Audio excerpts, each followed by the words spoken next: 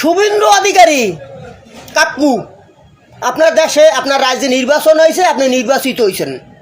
কেমনে হয়েছেন, কীভাবে হয়েছেন, ও নিয়ে মাথা কামানোর কোনো আমাকে দরকার নেই। বাংলাদেশেরও আনি আমরা মাথা কামাই না, রাজ্যটা ভালো চললেই হয়েছে, ওকে। বিষয়টা হলে আপনার উচ্ছৃঙ্খল বক্তব্য নিয়ে আমরা কিন্তু মাথা কামাই। কারণ আপনাদের মতো নেতারা ওই যে বক্তব্য দেন, ওটা আমাদের হিন্দুদের ক্ষতি হয় বাংলাদেশে।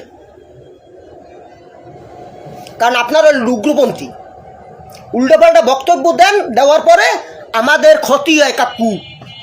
এই ক্ষতি আমাদের করিয়েন না।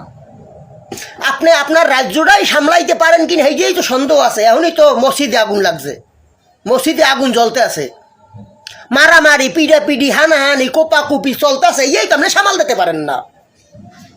হ্যাঁ, আপনি মোর উপর আসলেই ভাবেন, কারণটা কি? গিট্টু লাগাই দেবেন, গিট্টু মগো ভিতরে।